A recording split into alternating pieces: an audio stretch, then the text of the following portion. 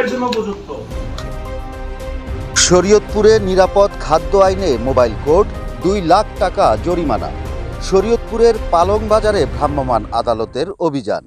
অস্বাস্থ্যকর পরিবেশে খাদ্য বিক্রি, বিএসটিআই নিবন্ধন ছাড়া দই ঘি বিক্রি এবং স্বাস্থ্যবিধি না মানার অভিযোগে 2 মিষ্টির দোকানকে করা হয়েছে 2 লাখ টাকা জরিমানা। ঘটনাটি নিয়ে এলাকায় ব্যাপক আলোচনা চলছে।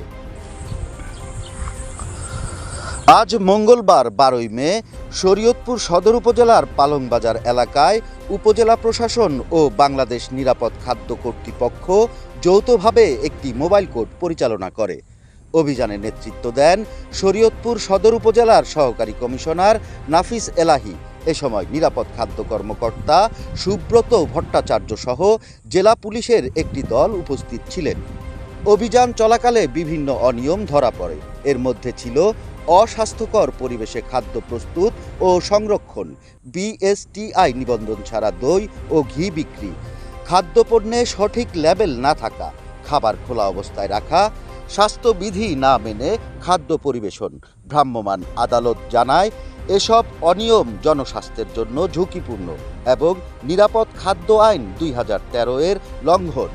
পরে গোপাল ঘোষ মিষ্টান্ন ভাণ্ডারকে 1 লাখ টাকা এবং হারু ঘোষ মিষ্টান্ন ভাণ্ডারকে আরও 1 লাখ টাকা জরিমানা করা হয়। এ সময় ভবিষ্যতে এ ধরনের অনিয়ম থেকে বিরত থাকার জন্য ব্যবসায়ীদের কঠোর সতর্কবার্তাও দেওয়া হয়। জনস্বাস্থ্য সুরক্ষায় এমন অভিযান অব্যাহত থাকবে বলে জানিয়েছে প্রশাসন।